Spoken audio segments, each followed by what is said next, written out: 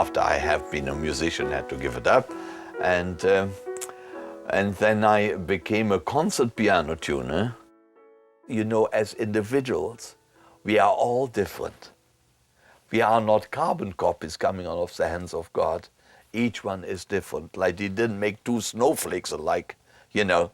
And so the artist especially, each one is different. It physically feels different, has a different sound idea, you know. And there's where the piano comes in so beautiful, the Steinway piano, because they are not two Steinways alike. A Horowitz would have never been able to play the Rubinstein Steinway or the other way around. His action was regulated in such a way that only Horowitz could manage it. To put it a little bit in technical terms, the Horowitz action was so light that you could almost blow on it and the key would go down, okay? A Rubinstein would have never been able to handle an action like this. One is not better than the other as a pianist. We are all different, that is the point, okay? So, for instance, a Horowitz piano, I had it regulated in such a way, it goes down with 46 grams touch weight, goes the key down, okay? It has a tremendous uplift. It comes back with about 30 grams plus, which is very strong. The piano's key stays right under your finger, you know. Rubinstein could have never handled an action like this. If I would give him an action which was 20 grams, you know, heavier and pushing down the key, you know, it's like 65 grams, he would have been happy that he could play, you know. That is how we are physically all different. Pianos is amazing with pianos, how much they are a product of their surrounding, you know. For instance, here is my Maurizio Pollini, which I travel with. Tomorrow I go to Chicago with him. When the piano came over, you know, we took it out of the box. You know what? For the first concert, which was in Newark, the piano was fine because I tuned it. Then it fell completely out of tune. And when he played, he said, Franz, what's happening to the piano? I said, Maurizio, it has a jet lag. It's absolutely true. And it took a few days. It takes almost a week until it gets settled in its new environment. And now it stays in tune, you won't believe it. I tuned it in Boston. It's absolutely true. I tuned it in Boston for the concert on Sunday, okay? And so we shipped the piano to Washington. And you know what? After the concert and the shipping to Washington was not one note out of tune. Absolutely true. But I have to look good, you know, because I have to make myself worth the money, you know, I mean. So I spend my time, you know, really, you know, pretend to tune, you know, but it doesn't need it. It's absolutely true. That is how a good Steinway, how it stays in. The same with Horowitz piano. That stayed in tune, it's unbelievable. If you are a good tuner, you know how to handle it. Though I had worked with many of the artists already in Germany, you know, like Rudolf Serkin, Alice de la Roche, you name them, you know, I had Shura Tchaikovsky, I had worked over there with him. I had never worked with Arthur Rubinstein.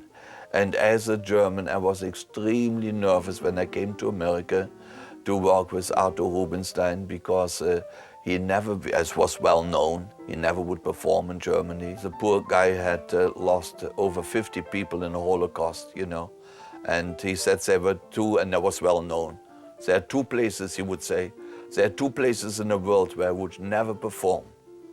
On the Himalaya, because too high to bring a Steinway up there, and in Germany. And the first concert was at Yale University, Woolsey Hall in New Haven. Never forget it. He played the Emperor Piano Concerto and with orchestra.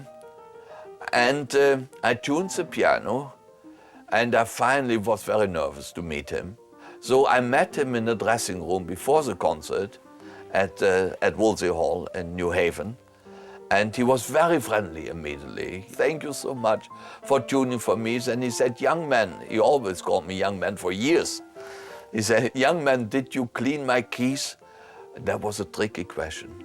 I didn't know at that time. And I said, Maestro, yes. He said, I tuned the piano, I always cleaned the keys before.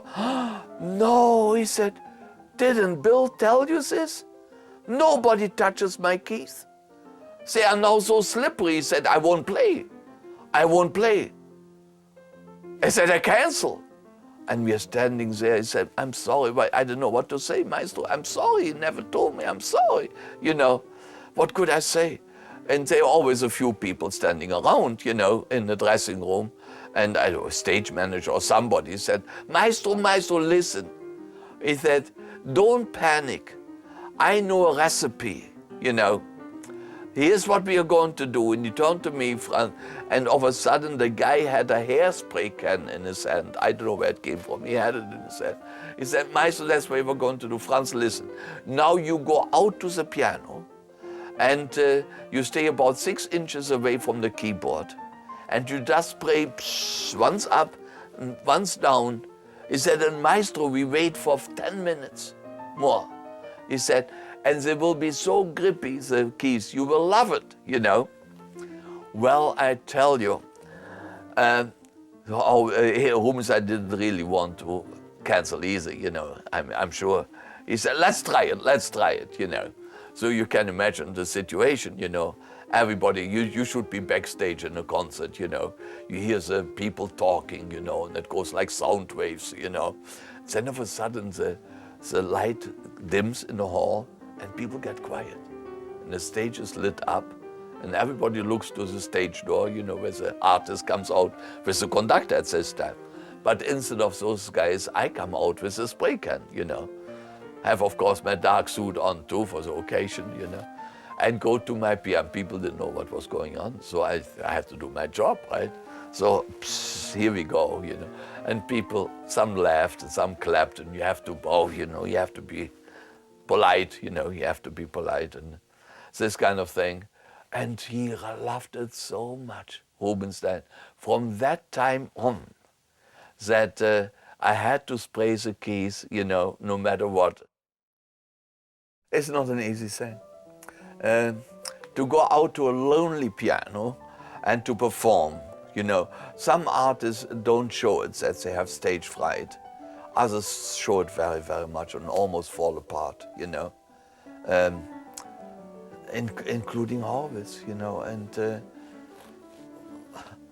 it is not an easy thing, and I referred to that in Rochester, New York. I never forget this, when Horowitz, just before he went out on stage, you know, to perform, he said to me, Franz, the most loneliest place in the world, you know.